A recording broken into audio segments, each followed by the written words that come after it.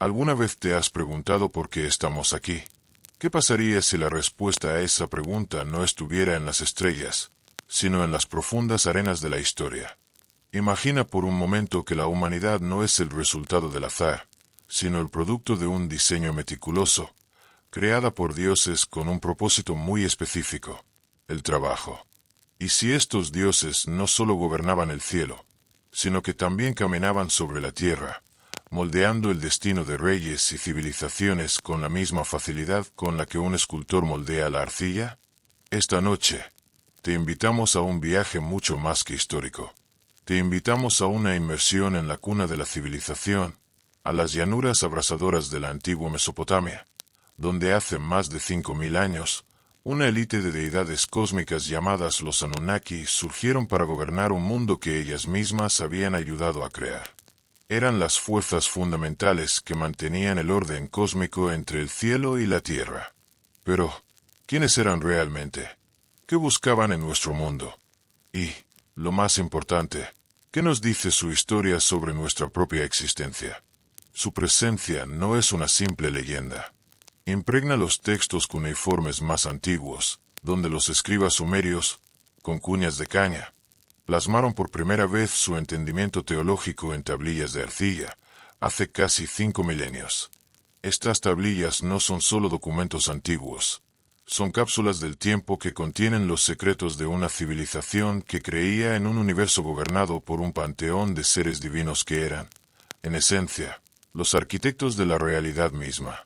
Estos textos, escritos en el idioma más antiguo del que tenemos registro, nos revelan que los Anunnaki no eran dioses distantes, sino una jerarquía divina compleja, con roles y responsabilidades muy específicas. Gobernaron desde la cúspide del cosmos hasta los reinos más bajos de la Tierra, estableciendo los límites entre el reino celestial y nuestra propia existencia. A lo largo de esta narración, te guiaremos a través de los fragmentos de estos textos, revelando las piezas de un rompecabezas mitológico que nos cuenta la historia de cómo fuimos creados, por qué fuimos creados y qué significa nuestro propósito en el gran esquema de las cosas. Los Anunnaki se enfrentaron a un problema que resonaría a través de los milenios: una crisis laboral. Los dioses menores, agotados por el interminable trabajo de mantener el orden cósmico y construir los templos y los canales, se rebelaron.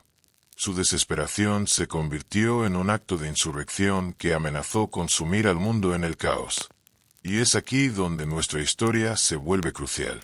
La solución a esta crisis no fue la guerra o la aniquilación, sino un acto de creación. Una nueva raza de seres, diseñados específicamente para el trabajo, fue concebida.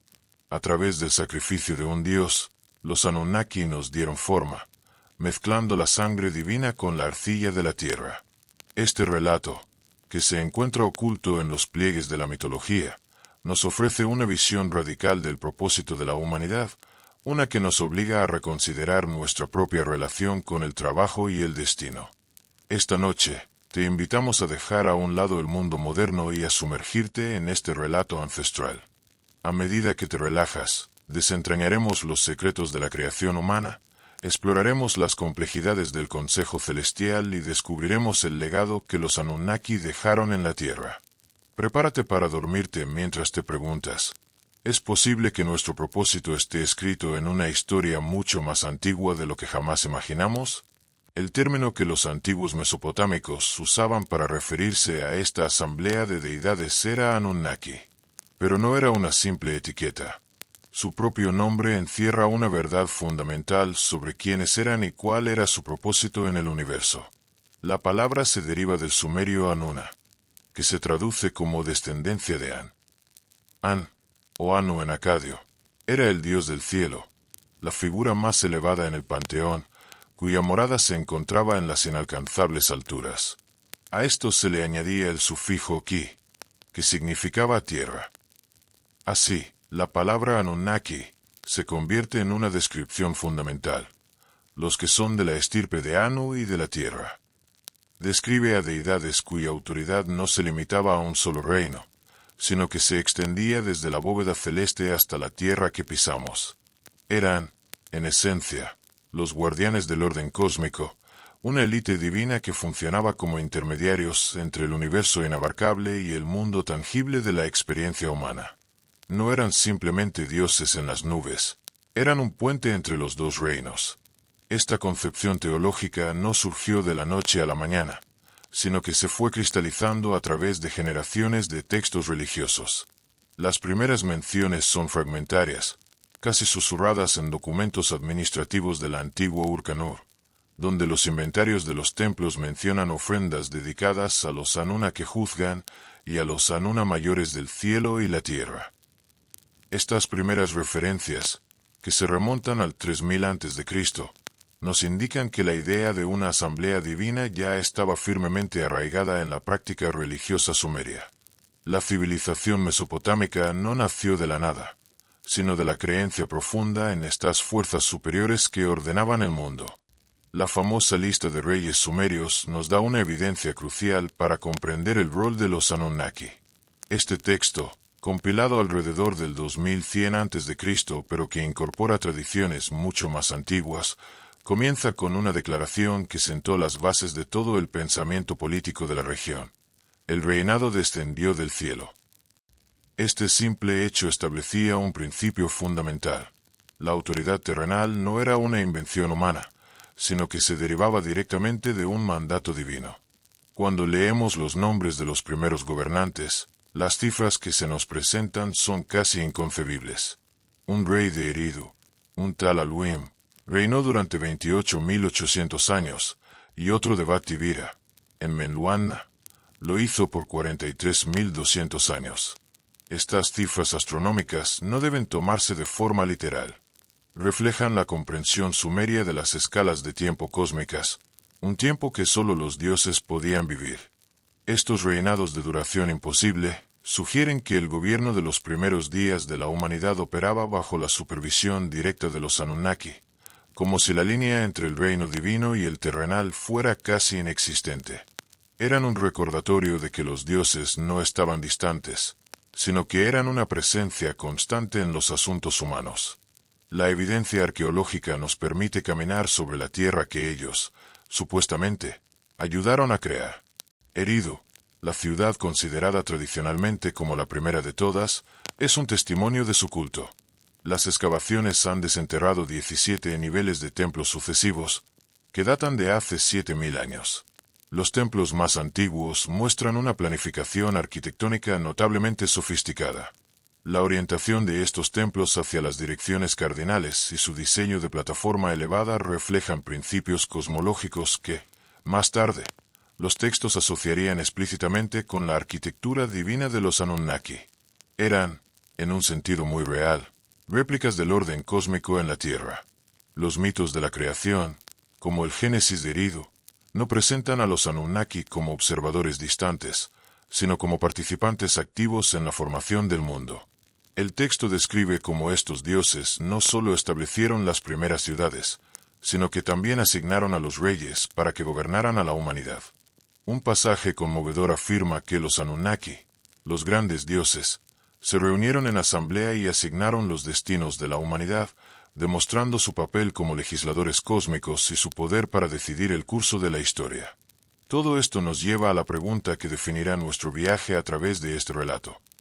¿Qué papel jugaron estos legisladores cósmicos en el destino de la humanidad? ¿Y por qué decidieron crearnos a nosotros? Descubriremos la respuesta a medida que nos adentremos en el Consejo Celestial y la Asamblea de los Grandes Dioses. Los Anunnaki, a pesar de su inmenso poder, no actuaban de forma arbitraria. Lejos de ser figuras tiránicas que gobernaban por capricho, su autoridad se manifestaba a través de un sistema de gobierno cósmico sorprendentemente sofisticado, que reflejaba, y tal vez inspiró, las instituciones legales de la propia humanidad. A través de los antiguos archivos religiosos de la ciudad de Nippur, el santuario más importante de Mesopotamia, hemos descubierto la existencia de una majestuosa asamblea de los grandes dioses, una legislatura divina compuesta por no menos de 50 Anunnaki. Esta asamblea se reunía en una cámara cósmica llamada la Yuxukina, un lugar sagrado donde los destinos se debatían y se decidían con la formalidad de un tribunal. Los textos épicos, como la inmortal epopeya de Gilgamesh, nos ofrecen descripciones detalladas de estos procedimientos que reflejan un entendimiento profundo del gobierno y la justicia. Los dioses seguían protocolos rigurosos, con oradores que presentaban sus argumentos, testigos que proporcionaban testimonios y jueces que dictaban veredictos. Era un sistema de pesos y contrapesos divinos, donde incluso los dioses supremos operaban dentro de un marco de autoridad colectiva, evitando la tiranía y asegurando que las decisiones más importantes reflejaran un consenso cósmico. Pero al frente de esta compleja legislatura, existía un triunvirato de poder, una tríada de dioses supremos cuyos dominios complementarios formaban la estructura fundamental de todo el orden universal. Eran Anu, Enlil y Enki, tres figuras que personificaban los elementos primordiales del universo: el cielo, la tierra y las aguas. Su relación era tanto de complementariedad como de constante tensión, y sus interacciones moldearían el destino de dioses y mortales por igual. Cada uno de ellos tenía un rol único que, en conjunto, creaba un equilibrio perfecto en el cosmos. La naturaleza de su autoridad era tan distinta como sus propios dominios, y es a través de esta diferenciación que podemos entender la profunda complejidad de la mitología mesopotámica. En la cima de este triunvirato de poder se encontraba Anu, el padre del cielo. Su posición era de una supremacía innegable, un título que lo colocaba por encima de todos los demás. Sin embargo, su autoridad no se ejercía a través de la intervención directa, sino más bien a través de la delegación. Los textos cuneiformes lo describen habitando en el cielo más alto, en una esfera cósmica que lo mantenía retirado de la administración diaria. Anu era un monarca que confiaba en sus ministros divinos para llevar a cabo su voluntad, como un gran emperador que delega en sus cortesanos más leales. A pesar de esta distancia, su poder era incuestionable. Servía como el árbitro final en las disputas entre deidades menores, y su juicio era inapelable. En el Enuma Elish, la epopeya babilónica de la creación, se nos cuenta que Anu poseía el poder de Anu, una fuerza cósmica tan potente que podía transferirla a otros dioses en momentos de gran crisis. La figura de Anu, más un símbolo de la autoridad suprema que un dios de la acción, nos enseña que el poder a veces reside no en la intervención, sino en la legitimidad que un líder otorga a sus seguidores. Por el contrario, Enlil era el miembro más activamente involucrado de la tríada. Su dominio sobre los fenómenos atmosféricos lo convertía en el señor del huracán y el rey de las tierras. Su influencia se extendía sobre las tormentas, las inundaciones, crucialmente, la fertilidad del suelo, lo que lo hacía un dios crucial para la supervivencia de la civilización mesopotámica. Los sacerdotes de su templo en la sagrada ciudad de Nippur interpretaban los eventos meteorológicos como expresiones de la voluntad divina. Una sequía, una inundación o un rayo no eran accidentes de la naturaleza, sino mensajes directos de Enlil a sus súbditos humanos. Estas interpretaciones tenían un peso político inmenso, ya que los gobernantes de toda Mesopotamia buscaban la aprobación de Enlil para campañas militares y proyectos de construcción, y el famoso Código de Hammurabi declara que Anu y Enlil lo habían nombrado para que la justicia prevaleciera en la tierra. Enlil era la mano visible de los Anunnaki en la tierra, la fuente de la autoridad real y el garante de la civilización agrícola. Y luego estaba Enki, el protector de la humanidad. Su esfera de influencia abarcaba las aguas dulces, esenciales para el riego, y el conocimiento, la base de la civilización. La mitología lo retrata como el patrón y protector de la humanidad, el que proporcionó las habilidades necesarias para la vida urbana. La epopeya de Atrasis incluso lo muestra desafiando la decisión de los otros dioses para advertir en secreto al héroe del diluvio. El templo de Eridu, dedicado a Enki, era un centro de conocimiento y educación, con escuelas de escribas, talleres de artesanos y bibliotecas que contenían manuales sobre metalurgia, ingeniería y medicina. Enki era el dios que creía en la humanidad, el que nos dio las herramientas para prosperar. Dentro de esta jerarquía compleja, existían otras categorías de deidades que también cumplían roles vitales. Los Igigi, cuyo nombre significa vigilar o vigilante, eran una clase de deidades menores asociadas con la observación celestial. Mientras los Anunnaki gobernaban los principios cósmicos, los Igigi se encargaban de tareas más especializadas y servían como la mano de obra divina. Sin embargo, en los asuntos de autoridad última, estaban subordinados a los Anunnaki. También estaban los 7 que decretan el destino, un consejo ejecutivo que poseía la responsabilidad específica de determinar el futuro, reflejando la importancia del número 7 en la cosmología mesopotámica. Esta compleja organización de la Asamblea Divina, con su tríada de líderes, sus roles especializados y su estricta jerarquía, nos demuestra que los mesopotámicos no solo veían a sus dioses como seres poderosos, sino como parte de un sistema ordenado y funcional, un reflejo celestial de la sociedad que ellos mismos construyeron. Y luego, en contraste con la mano firme de Enlil y la distancia de Anu, estaba Enki, el protector de la humanidad. Su esfera de influencia abarcaba tanto las aguas dulces, esenciales para la vida y el riego, como el conocimiento, la base de toda civilización. La mitología lo retrata como el patrón y protector de la humanidad, el Dios que nos proporcionó las habilidades y la sabiduría necesarias para la vida urbana. La epopeya de Atrasis incluso lo muestra como una figura benevolente y compasiva que, en un acto de divina desobediencia, advierte en secreto al héroe del diluvio inminente, salvando a la humanidad de la aniquilación. El culto a Enki no solo se manifestaba en mitos, sino en la vida práctica. Su templo en Eridu, un lugar sagrado y de gran importancia, funcionaba como un centro de conocimiento y educación, un tipo de universidad antigua donde se almacenaba el saber. Las excavaciones arqueológicas en este sitio han revelado la existencia de escuelas para escribas, talleres para artesanos y bibliotecas que contenían colecciones de manuales técnicos sobre ingeniería de riego, metalurgia, producción textil y hasta la preparación de medicinas. Enki era el dios que creía en el potencial de la humanidad y nos dio las herramientas para prosperar. Dentro de esta compleja jerarquía, existían otras categorías de deidades que también cumplían roles vitales. Estaban los Igigi, cuyo nombre se traduce como vigilante o el que vigila. Se trataba de una clase de deidades menores, asociadas con la observación celestial. Mientras los Anunnaki mayores gobernaban los principios cósmicos, los Igigi se encargaban de tareas más especializadas y servían como la mano de obra divina. Sin embargo, en los asuntos de la más alta autoridad, estaban subordinados a los Anunnaki. También estaban los 7 que decretan el destino, un consejo ejecutivo que poseía la responsabilidad específica de determinar el futuro de individuos y colectivos.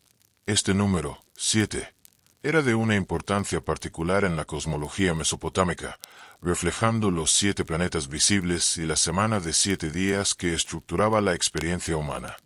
Esta compleja organización de la Asamblea Divina, con su tríada de líderes, sus roles especializados y su estricta jerarquía, nos demuestra que los mesopotámicos no solo veían a sus dioses como seres poderosos, sino como un sistema ordenado y funcional, un reflejo celestial de la sociedad que ellos mismos construyeron. Nos muestra una civilización que entendía que incluso las decisiones más grandes debían ser debatidas y acordadas, y que la sabiduría, el orden y la justicia eran tan importantes para los dioses como lo eran para los humanos. El marco teológico de los Anunnaki encuentra su expresión más profunda en los mitos que explican el origen de la humanidad. Estas no son solo historias, sino explicaciones de por qué existimos, cuál es nuestro propósito en el cosmos, sobre todo, cuál es nuestra relación con lo divino. La epopeya de Atrasis, un relato que ha sobrevivido a lo largo de milenios, nos presenta la versión más completa de este acontecimiento. La historia comienza con una crisis. Los dioses menores, conocidos como los Igigi, que hemos descrito como los vigilantes, eran los encargados de mantener el orden en el mundo terrenal. Durante un periodo que los textos describen como 40 años de arduo trabajo, estos dioses excavaron incansablemente los canales, levantaron los templos y realizaron las labores agrícolas necesarias para sustentar la civilización divina. Pero su carga se volvió insoportable, su fatiga se convirtió en resentimiento, y el resentimiento, en una rebelión. El texto de Atrasis nos describe el clímax de esta rebelión con un dramatismo impresionante. Los Igigi, cansados y frustrados, se levantaron en una insurrección abierta contra sus superiores. El pasaje describe cómo llevaron fuego, llenaron sus herramientas con fuego, El fuego a la azada prendió la estera. Un acto de desafío que no era solo simbólico, sino una negación de su propósito divino. Estos rebeldes armados marcharon hasta la residencia de Enlil-en-Ilper, rodeando la casa del señor del huracán y exigiendo una solución a su miseria. La amenaza era real. La insurrección de los Ijiji no era un simple capricho, sino un desafío al orden cósmico mismo. La asamblea de los Anunnaki, reunida en la Yupsukina, se vio obligada a confrontar este problema sin precedentes. El debate fue tenso y crucial, ya que el destino del mundo dependía de la capacidad de los dioses para resolver la crisis sin destruirse entre ellos. Y fue entonces cuando Enki, el dios de la sabiduría y la compasión, propuso una solución que cambiaría el universo para siempre. La respuesta de Enki fue audaz y radical: crear una nueva raza de seres, diseñados específicamente para el trabajo, liberando así a los Ijiji de sus deberes. Era una solución práctica a una crisis laboral divina. El proceso de creación fue simbólico y profundamente revelador sobre la naturaleza de la humanidad. El plan de Enki requería el sacrificio de un dios, uno que tuviera inteligencia. El elegido fue Viu, un dios cuya sangre proporcionaría el componente divino esencial para la naturaleza humana.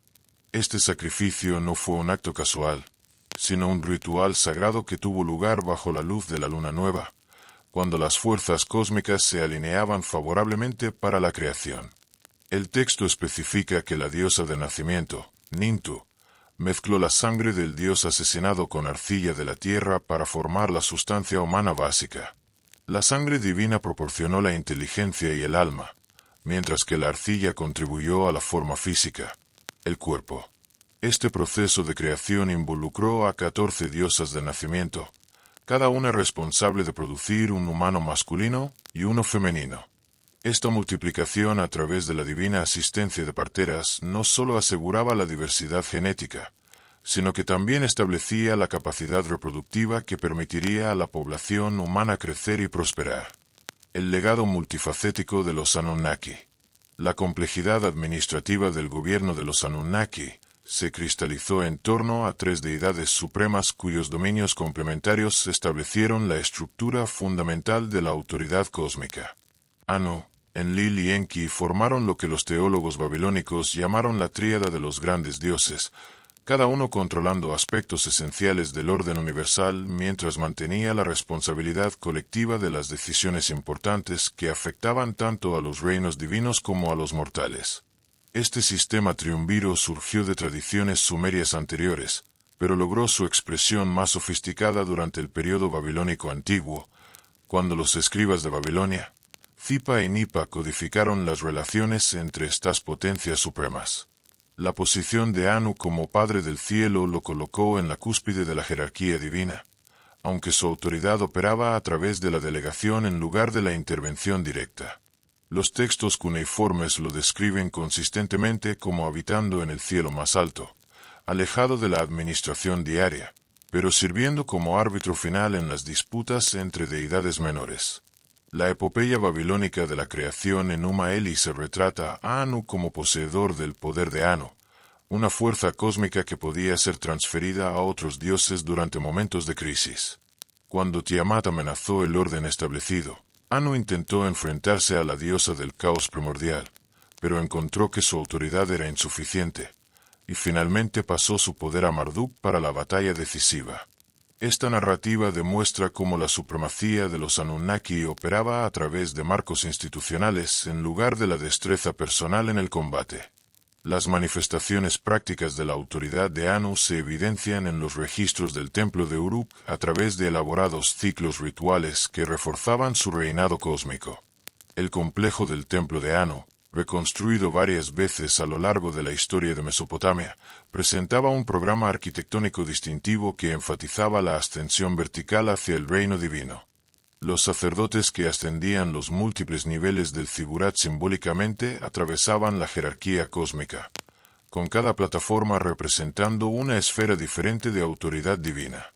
La cámara de matrimonio sagrado del templo en su cima proporcionaba el escenario para los rituales anuales, que renovaban la soberanía cósmica de Anu a través de la unión con Inanna, la diosa del amor y la guerra. La integración de la teología de los Anunnaki con el gobierno práctico se hace evidente a través del análisis de los códigos de leyes y los documentos administrativos. El Código de Ur-Nammu, la primera compilación legal conocida, comienza con la declaración de que el rey recibió su autoridad de Anu-Enlil, estableciendo el principio de que la justicia terrenal se deriva del mandato divino. Este marco legal posicionó a los Anunnaki como garantes últimos del orden social y el comportamiento moral.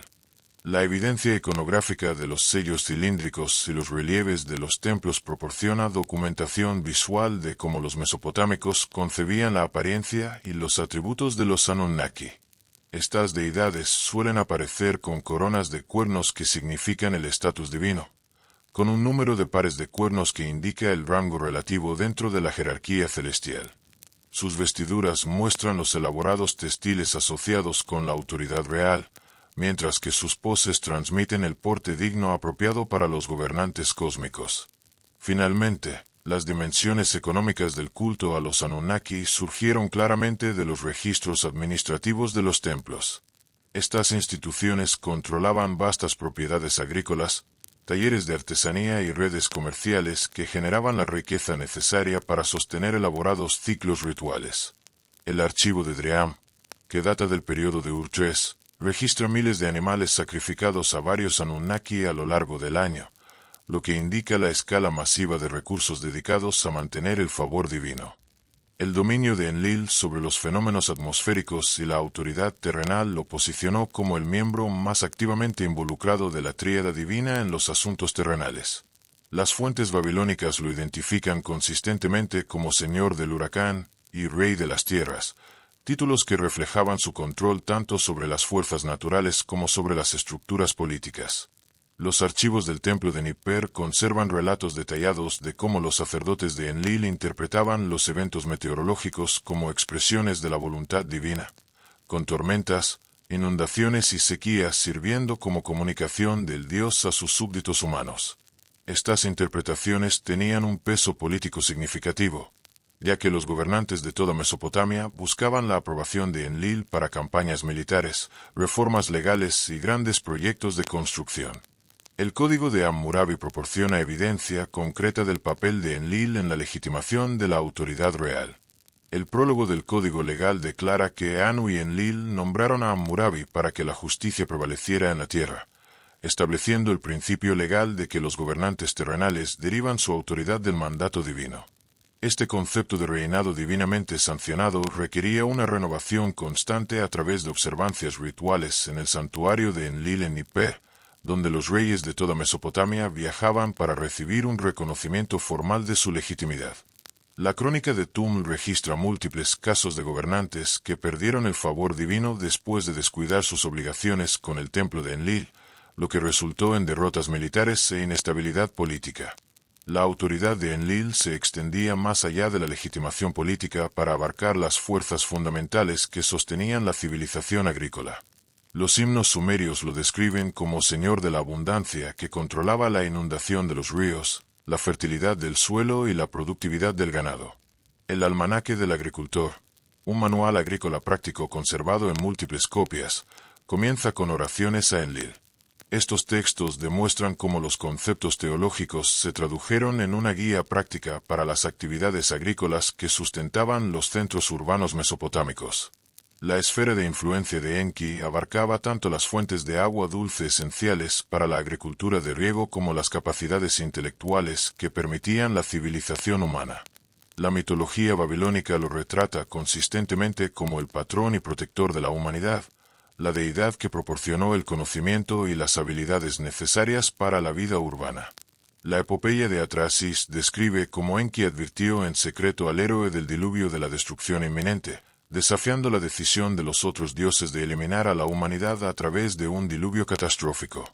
Esta narrativa establece a Enki como una figura mediadora entre la autoridad divina y el bienestar humano, un papel que lo distinguía de sus colegas más distantes en la tríada suprema. El complejo del templo de Eridu, dedicado al culto a Enki, sirvió como el centro más importante de Mesopotamia para la educación académica y técnica. La evidencia arqueológica revela extensas escuelas de escribas, talleres para artesanos y laboratorios donde los sacerdotes realizaban las primeras formas de experimentación química y médica. La biblioteca del templo contenía colecciones completas de manuales técnicos que cubrían ingeniería de riego, metalurgia, producción textil y preparación farmacéutica. Estas aplicaciones prácticas de la sabiduría divina demostraron cómo el papel teológico de Enki se tradujo en beneficios concretos para la sociedad humana. La asociación de Enki con el Abzu, el océano de agua dulce debajo de la tierra, lo conectaba con los sistemas hidrológicos que hicieron posible la agricultura mesopotámica. Los himnos sumerios lo describen como Señor del agua que fluye, quien dirigía las corrientes subterráneas que alimentaban ríos, canales y pozos. El mito de Enki y Ninrsik proporciona relatos detallados de cómo el dios estableció redes de riego y enseñó a los humanos las técnicas necesarias para gestionar los recursos hídricos. Estas narrativas servían tanto a propósitos teológicos como prácticos, preservando el conocimiento técnico dentro de marcos religiosos que aseguraban su transmisión a través de las generaciones. El dominio de Enlil sobre los fenómenos atmosféricos y la autoridad terrenal lo posicionó como el miembro más activamente involucrado de la tríada divina en los asuntos de la humanidad. Las fuentes babilónicas lo identifican consistentemente como Señor del huracán y Rey de las tierras, títulos que no eran solo poéticos, sino que reflejaban su control tanto sobre las fuerzas naturales como sobre las estructuras políticas. Su voz, los antiguos mesopotámicos creían, se manifestaba en el trueno, y su aliento en el viento que traía las tormentas y las lluvias.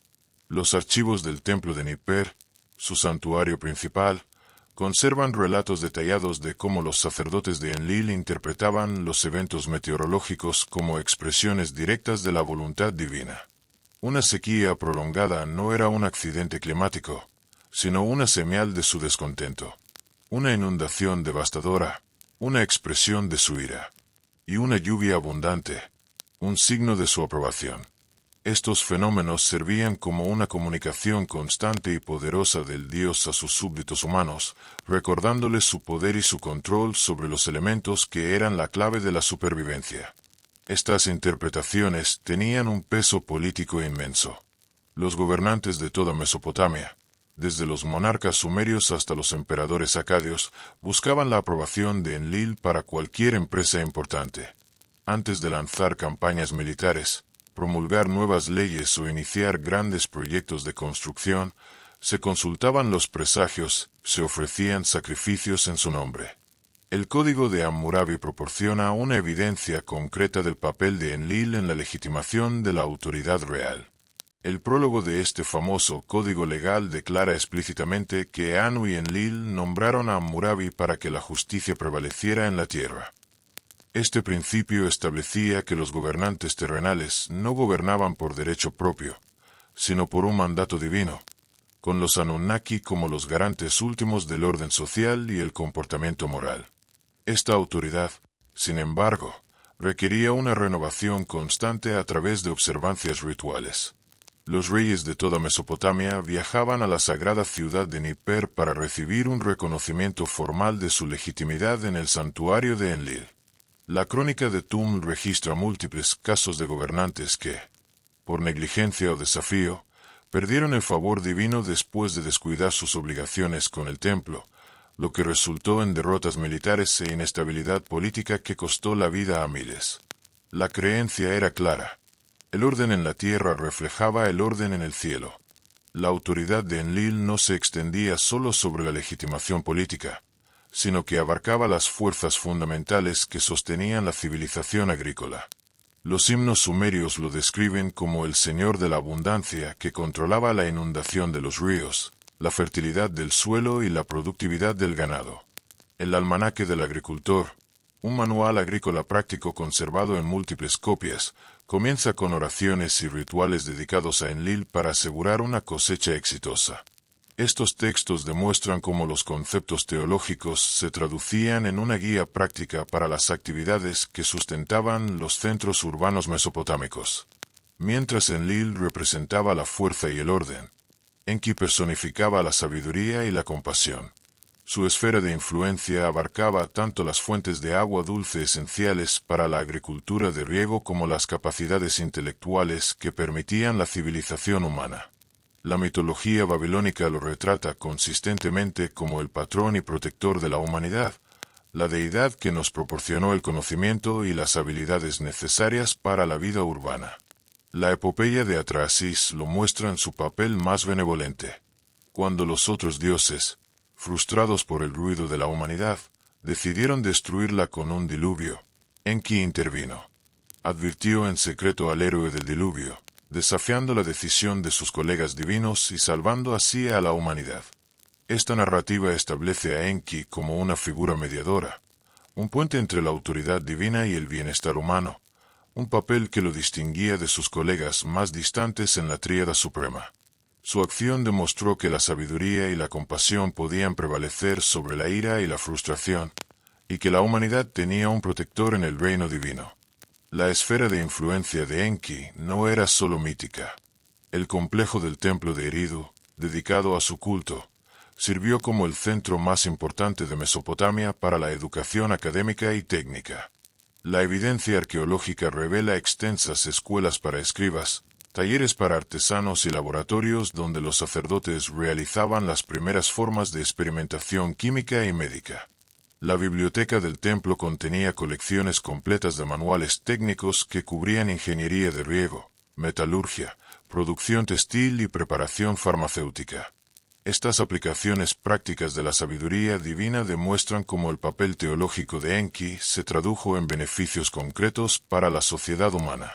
Su asociación con el Abzu, el océano de agua dulce debajo de la tierra, lo conectaba con los sistemas hidrológicos que hicieron posible la agricultura mesopotámica. Los himnos sumerios lo describen como Señor del agua que fluye, quien dirigía las corrientes subterráneas que alimentaban ríos, canales y pozos. El mito de Enki y Ninhursag proporciona relatos detallados de cómo el dios estableció las redes de riego y enseñó a los humanos las técnicas necesarias para gestionar los recursos hídricos. Estas narrativas servían tanto a propósitos teológicos como prácticos, preservando el conocimiento técnico dentro de marcos religiosos que aseguraban su transmisión a través de las generaciones.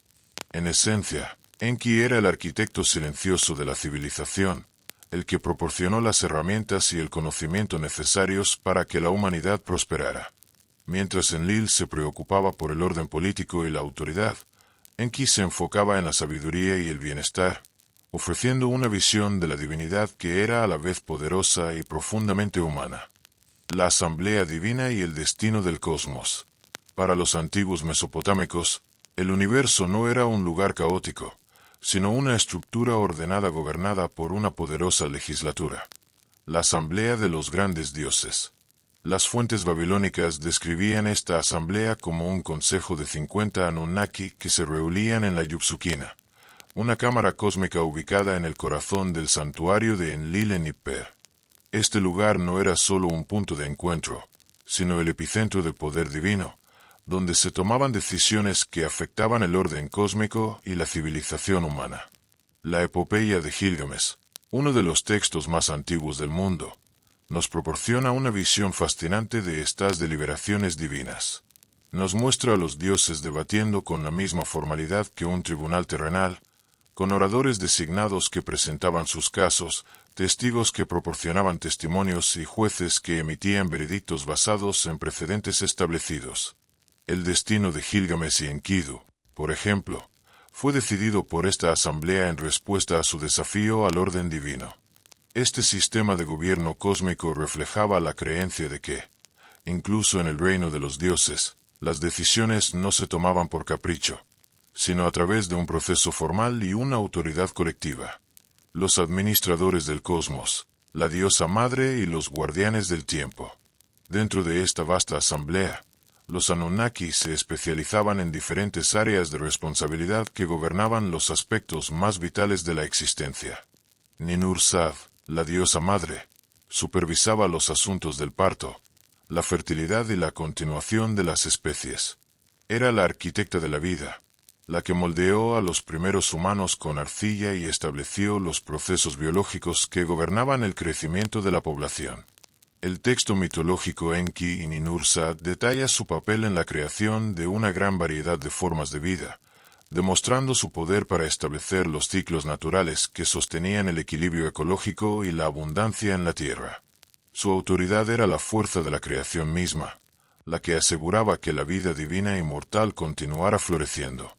El control del tiempo, esa fuerza intangible que gobierna la existencia, recaía en el dios de la luna, Nana.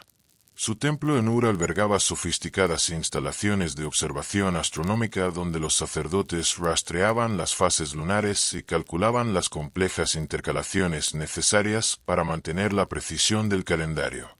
Su movimiento a través de los cielos era el ritmo fundamental para los ciclos agrícolas, comerciales y rituales, estructurando cada aspecto de la vida. A su vez, su hijo, Utu, el dios del sol, administraba la justicia y servía como testigo divino de juramentos y contratos. Su viaje diario a través del cielo lo posicionaba como el observador ideal del comportamiento humano, capaz de ver todas las acciones realizadas bajo su luz. Los documentos legales invocaban con frecuencia a Utu como garante de las obligaciones contractuales, y el Código de Hammurabi lo representa entregando los símbolos de la ley al rey, estableciendo el principio de que la justicia terrenal reflejaba el orden moral cósmico. La acumulación del poder, el ascenso de Marduk. Más allá de la estructura formal de la asamblea, las relaciones genealógicas dentro del panteón Anunnaki crearon complejas redes de autoridad y obligación. La figura de Marduk, en particular, ilustra este dinamismo. Su estatus como hijo de Enki lo posicionó como el heredero de la sabiduría de su padre, al tiempo que establecía su reclamo de autoridad suprema en la teología babilónica. El Enuma Elish no solo narra su ascenso, sino que lo presenta como el héroe que liberó a los dioses de la amenaza del caos. El poema describe la acumulación gradual de poder de Marduk, que se ganó el respeto y la confianza de los otros dioses a través de la finalización exitosa de desafíos cada vez más difíciles. Su victoria sobre la diosa primordial del caos, Tiamat, fue el clímax de esta acumulación. A diferencia de Anu, que intentó enfrentarse a Tiamat y encontró que su autoridad era insuficiente, Marduk utilizó su astucia, su poder y la confianza de sus colegas para derrotar a la diosa. Esta victoria no solo lo convirtió en el rey de los dioses, sino que también estableció una nueva cosmología donde el orden y la creación triunfaban sobre el caos y la destrucción. Marduk consolidó su poder al crear a la humanidad a partir de la sangre de un dios rebelde, Kingu, para que sirvieran a los Anunnaki y los liberaran de sus deberes. Su ascenso representó un cambio en la estructura del poder divino, una transición de la antigua asamblea liderada por Anu y Enlil a un nuevo orden cósmico donde Marduk gobernaba con la autoridad que se había ganado a través del combate y la sabiduría. La asamblea divina y la arquitectura del cosmos. Para los antiguos mesopotámicos, el universo no era un lugar caótico, sino una estructura ordenada gobernada por una poderosa legislatura. La asamblea de los grandes dioses. Las fuentes babilónicas describían esta asamblea como un consejo de 50 Anunnaki que se reunían en la Yuxukina, una cámara cósmica ubicada en el corazón del santuario de Enlil en Nippur. Este lugar no era solo un punto de encuentro, sino el epicentro del poder divino, donde se tomaban decisiones que afectaban el orden cósmico y la civilización humana. La epopeya de Gilgamesh, uno de los textos más antiguos del mundo, nos proporciona una visión fascinante de estas deliberaciones divinas. Nos muestra a los dioses debatiendo con la misma formalidad que un tribunal terrenal, con oradores designados que presentaban sus casos, testigos que proporcionaban testimonios y jueces que emitían veredictos basados en precedentes establecidos. El destino de Gilgamesh y Enkidu, por ejemplo, fue decidido por esta asamblea en respuesta a su desafío al orden divino. Este sistema de gobierno cósmico reflejaba la creencia de que, incluso en el reino de los dioses, las decisiones no se tomaban por capricho, sino a través de un proceso formal y una autoridad colectiva. Los administradores del cosmos, la diosa madre y los guardianes del tiempo. Dentro de esta vasta asamblea, Los Anunnaki se especializaban en diferentes áreas de responsabilidad que gobernaban los aspectos más vitales de la existencia. Ninurzav, la diosa madre, supervisaba los asuntos del parto, la fertilidad y la continuación de las especies. Era la arquitecta de la vida, la que moldeó a los primeros humanos con arcilla y estableció los procesos biológicos que gobernaban el crecimiento de la población. El texto mitológico Enki y Ninursa detalla su papel en la creación de una gran variedad de formas de vida, demostrando su poder para establecer los ciclos naturales que sostenían el equilibrio ecológico y la abundancia en la tierra. Su autoridad era la fuerza de la creación misma, la que aseguraba que la vida divina y mortal continuara floreciendo. El control del tiempo, esa fuerza intangible que gobierna la existencia, recaía en el dios de la luna, Nana. Su templo en Ur albergaba sofisticadas instalaciones de observación astronómica donde los sacerdotes rastreaban las fases lunares y calculaban las complejas intercalaciones necesarias para mantener la precisión del calendario. Su movimiento a través de los cielos era el ritmo fundamental para los ciclos agrícolas, comerciales y rituales, estructurando cada aspecto de la vida. A su vez, su hijo, Utu, el dios del sol, administraba la justicia y servía como testigo divino de juramentos y contratos. Su viaje diario a través del cielo lo posicionaba como el observador ideal del comportamiento humano, capaz de ver todas las acciones realizadas bajo su luz. Los documentos legales invocaban con frecuencia a Utu como garante de las obligaciones contractuales, y el Código de Hammurabi lo representa entregando los símbolos de la ley al rey, estableciendo el principio de que la justicia terrenal reflejaba el orden moral cósmico. La acumulación del poder, el ascenso de Marduk. Más allá de la estructura formal de la asamblea, las relaciones genealógicas dentro del panteón Anunnaki crearon complejas redes de autoridad y obligación. La figura de Marduk, en particular, ilustra este dinamismo. Su estatus como hijo de Enki lo posicionó como el heredero de la sabiduría de su padre, al tiempo que establecía su reclamo de autoridad suprema en la teología babilónica. El Enuma Elish no solo narra su ascenso, sino que lo presenta como el héroe que liberó a los dioses de la amenaza del caos. El poema describe la acumulación gradual de poder de Marduk, que se ganó el respeto y la confianza de los otros dioses a través de la finalización exitosa de desafíos cada vez más difíciles. Su victoria sobre la diosa primordial del caos, Tiamat, fue el clímax de esta acumulación. A diferencia de Anu, que intentó enfrentarse a Tiamat y encontró que su autoridad era insuficiente, Marduk utilizó su astucia, su poder y la confianza de sus colegas para derrotar a la diosa.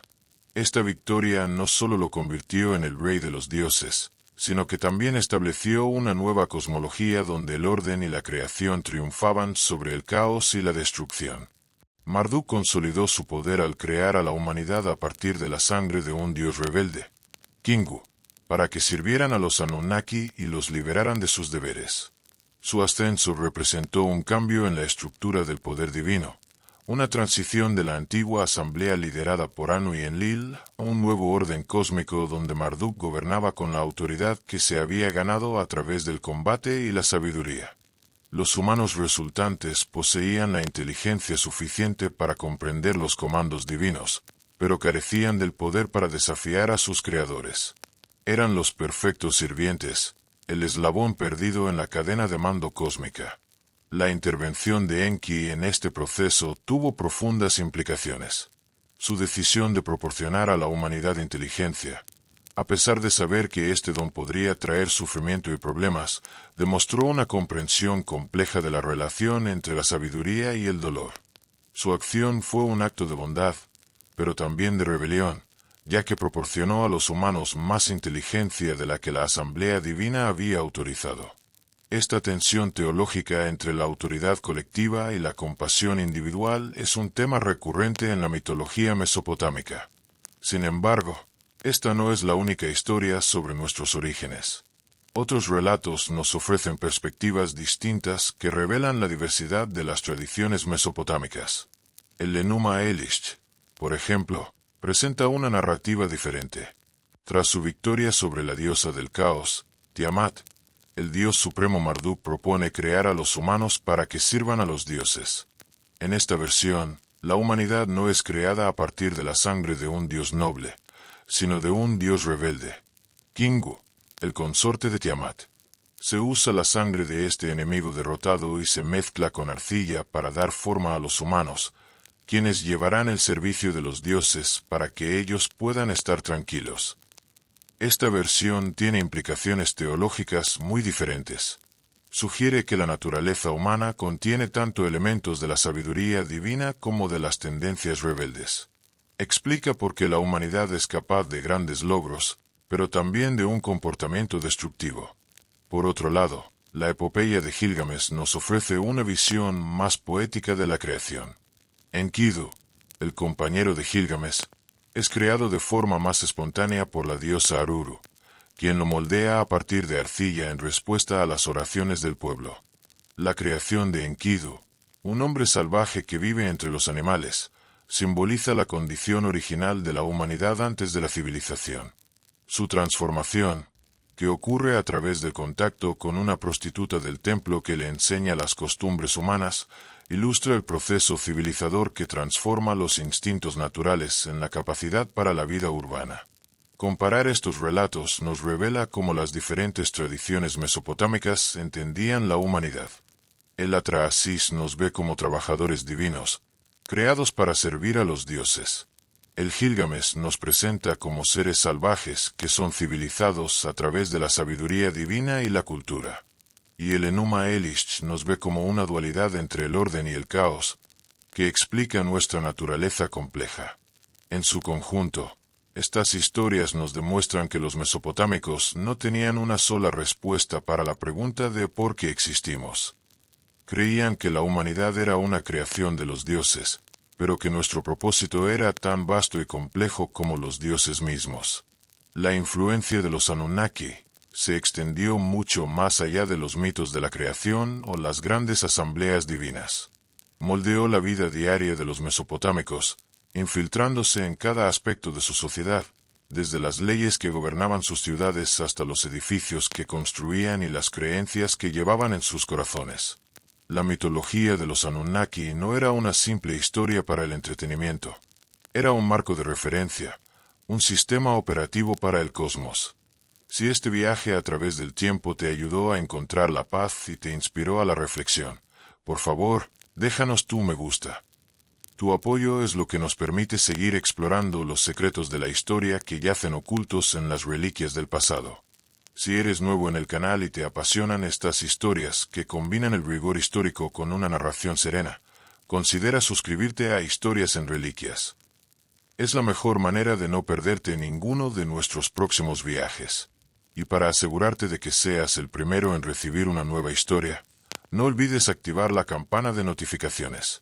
De esa manera, te avisaremos tan pronto como un nuevo relato esté listo para acompañarte en tu descanso. Gracias por permitirnos ser tu guía a través de la historia. Que tengas un sueño reparador y lleno de historias inmortales.